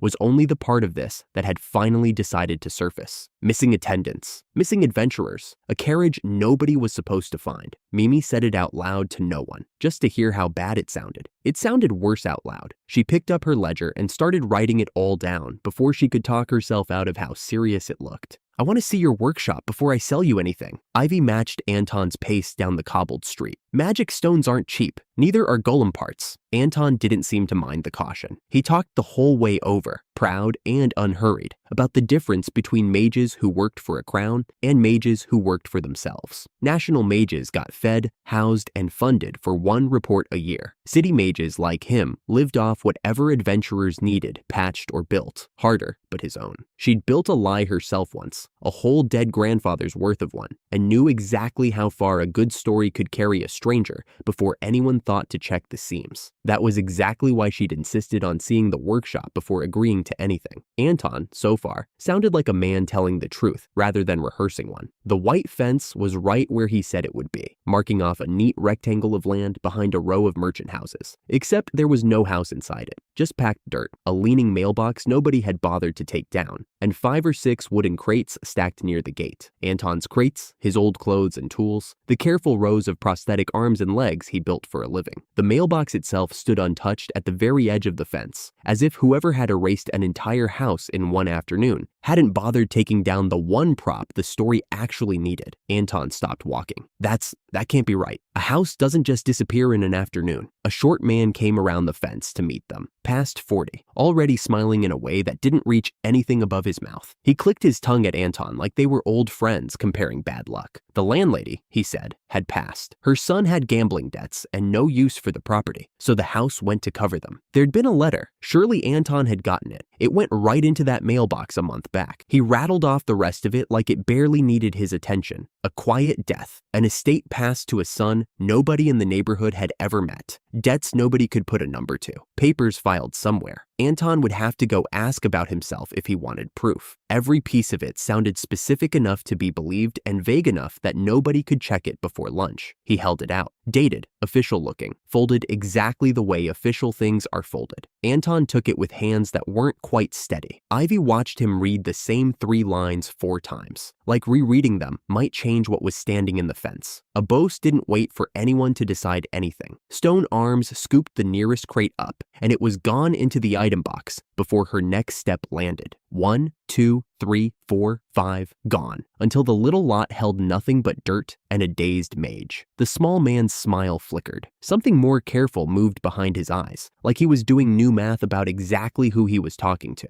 Anyway, Ivy took Anton by the arm before he could ask the fence another question. Let's leave this place. She didn't look back to see if the smile came back before they turned the corner. She had a feeling it did. Ivy kept one hand on Anton's arm and didn't slow slow until the lot was 2 turns behind them. He came without arguing, still holding the letter like it might explain itself if he stared at it long enough. A boss's voice arrived in her head, flat and immediate, private the way it only was when he had something he didn't want. Said out loud in front of company. He was set up. She kept her answer to a murmur, easy to mistake for a woman talking herself through a bad morning. Go on. That letter came out of his own pocket, not the mailbox. I watched him reach for it before he ever looked at the box. A pause, and something in the stillness of his stride told her he wasn't finished. There were 4 men waiting in the alley behind that fence. If Anton had argued with the small man instead of going quiet with shock, I don't think he walks away from that conversation. Her stomach dropped somewhere around her boots, though nothing on her face changed. The landlady probably hasn't been sick a day in her life. Something flatter than usual had crept into his voice. If she exists at all. Anton caught his foot on a loose cobblestone, and Ivy tightened her grip without breaking stride, without letting any of what she'd just heard reach her voice. Whatever he'd walked into today, he didn't need the rest of it landing on him before he'd even sat down somewhere safe. She pulled him left instead of straight, into the crush of a produce market where 3 people wide became 20, and nobody watching from a rooftop could pick one traveler's cloak out of a crowd. She counted a slow 30 before she let herself glance back. Nothing. No rooftop shapes, no one following, just stalls and noise, and a city that had no idea what had almost happened 2 streets over. I want everything you can find on the smiling one, she murmured, once her pulse had settled enough to trust her own voice again.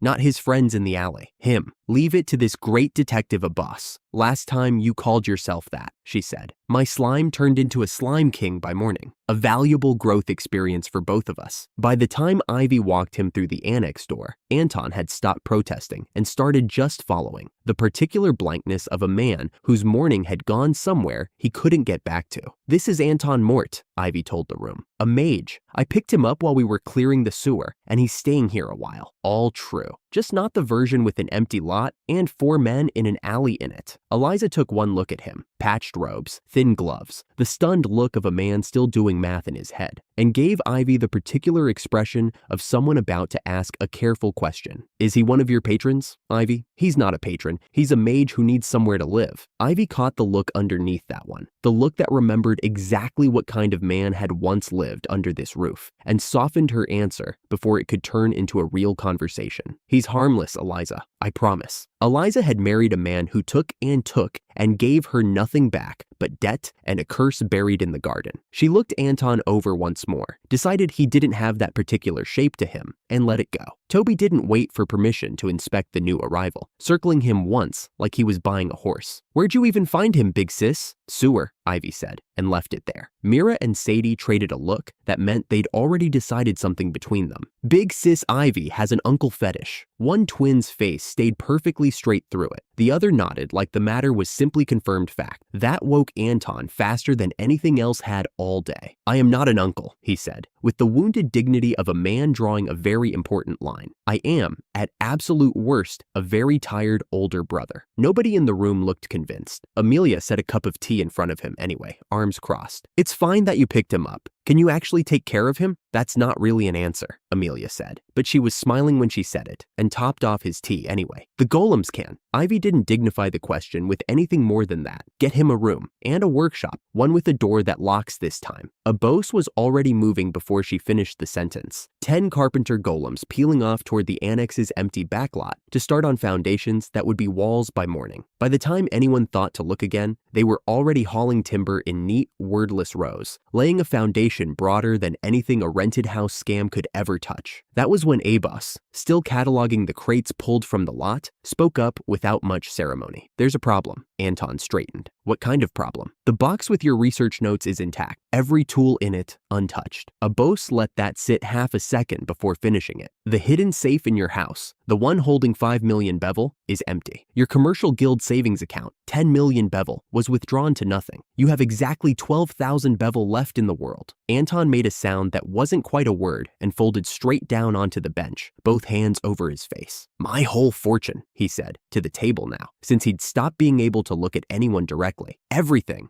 gone. Ivy almost felt sorry for him. Almost. 15 million bevel was more than most people in this city would see in 3 lifetimes, and he'd lost every coin of it to a story that hadn't survived one afternoon of scrutiny. Toby patted his shoulder, entirely unbothered by a tragedy that didn't involve him directly. "No good, old man. You've got to accept reality," which, from a 10-year-old, was either very wise or very rude, and Ivy decided not to examine which. Ivy walked him up to the boys' room herself, half expecting one more round of protest about being treated like a stray. He didn't give her one. He just sat on the edge of the spare cot, staring at his own hands like they belonged to someone else. Toby fixed that fast. He hauled over a wooden practice sword and laid it across Anton's knees like an offering. "You know how to fight?" "I know how to build things that fight for other people," Anton said, turning the sword over despite himself. "Close enough." Toby dropped onto the floor beside the cot like the matter was settled. "You can teach me stuff, since you're kind of old." "I am 36. "Yeah, old." Anton opened his mouth to argue that, thought better of it, and closed it again. For the first time since the empty lot, something in his shoulders came down half an inch. Ivy watched from the doorway a moment longer than she needed to, then let herself out quietly. Whatever else had happened to him today, he had a room now, and a boy who'd already decided he belonged in it. Ivy sat on the edge of her desk, still turning the numbers over. "Walk me through it again, slowly." Destroying a house in a single afternoon, cleanly enough that nobody in the street noticed until the crates were already stacked and waiting. That costs money, a lot of it. Labor, secrecy, a forged letter. 4 men paid to stand around threatening violence they never got to use. A boss ticked through it like an inventory. Even against 15 million bevel stolen, the operation barely breaks even. As a robbery, it's a bad one. So it's not a robbery. It's dressed like one. He let a beat pass. The box with his research notes and his good magic tools sat right there in that lot the whole time, untouched. Anyone who wanted quick money would have grabbed that first. Mage tools sell fast and high. Whoever did this walked past it. Ivy turned that over. Somebody willing to spend more than they stole, on a plan built to look accidental, that left the one thing an actual thief would have taken sitting in the dirt. "They don't want his money," she said. "They want him, or what's in his head. Why not just take him?" she added, before Abos could answer his own question. "Grab a mage in an alley. Be done with it. The Mage Guild doesn't forgive that. A missing mage brings inspectors, and inspectors ask inconvenient questions." Abos's stillness had a considering quality to it, the kind it got when he was working through several branches of a plan at once. Debt is quieter, legal even, on paper. Nobody has to explain a body if there's no body. Just a man who happens to owe someone everything he has, and happens to need work badly enough to take whatever's offered. "A slow noose? A patient one," Abos said. "Which is worse? A noble, most likely, willing to spend 15 million bevel just to make a man desperate." Any names come to mind? Half the nobility in this city started spending like the world was ending the moment the coronations were announced. Wedding jewels, coronation robes, a marriage rush nobody saw coming a year ago. Any one of them could call 15 million bevel a rounding error. Abos's tone flattened further. "That's not a short list. Then we make it shorter." Ivy thought of the pendant Anton had found on that dead attendant.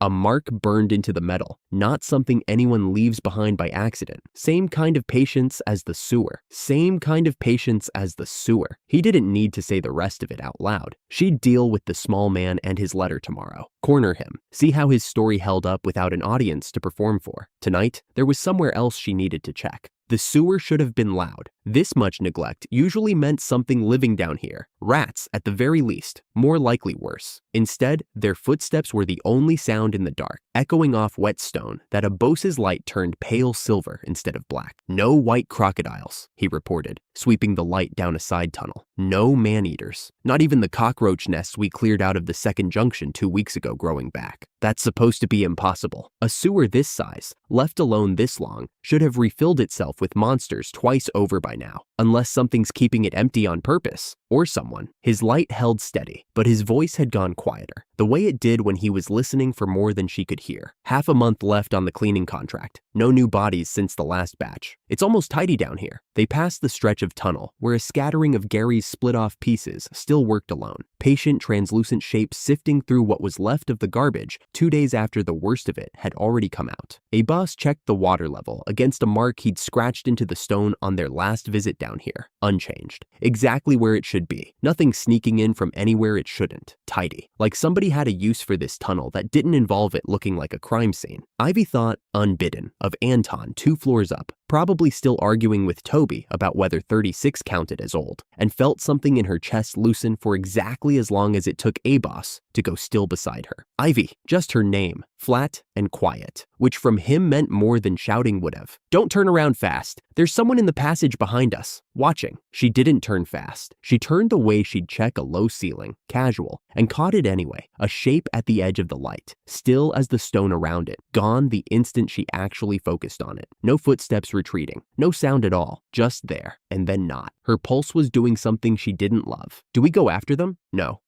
That wasn't the answer she'd expected from the golem that had once thrown a noble across a plaza for less. We don't know what they are yet, or who sent them, or how many more are standing exactly where we can't see them. His light didn't waver, didn't chase the passage, didn't do anything that would tell whoever had been standing there that they'd been seen. Chasing a shadow into a tunnel this size, at night, with you standing next to me, that's not caution, that's an invitation. Something small and gray detached itself from his shoulder without a sound. Then a second, dropping to the whetstone and vanishing into the same passage the Watcher had used, silent as the thing they were following. They won't catch up, Abos said. They're not meant to. They're meant to follow, and remember, and come home and tell me everything they see. He called the rest of Gary home while they talked, pulling the scattered slime pieces back into the item box one by one until the tunnel behind them held nothing that moved except the two of them. Whatever had been watching, it hadn't touched a single one of those slimes, hadn't so much as disturbed the tunnel around them. That told her something on its own. It wasn't here for the sewer, it was here for them. Ivy stood very still in a sewer that had been too quiet a long time before tonight, and understood, with a clarity that hadn't fully landed until just now, that whatever she and Abbas had stumbled into, the sigil, the bodies, the tunnels somebody kept suspiciously, deliberately empty, went a great deal further than one dead landlady and one drained bank account. Somewhere past the reach of Abbas's light, something had watched them long enough to learn whatever it came to learn, and left before either of them could ask it a single question. Two gray shapes were already gone into the dark after it, small and quiet and patient. She was going to know who that was, whatever it took, however long. But tonight, she let Abos lead her back up toward the temple stairs, toward a house full of children who still thought the worst thing that had happened today was an old mage moving into their room, and let herself, just for the walk home, hold on to that instead.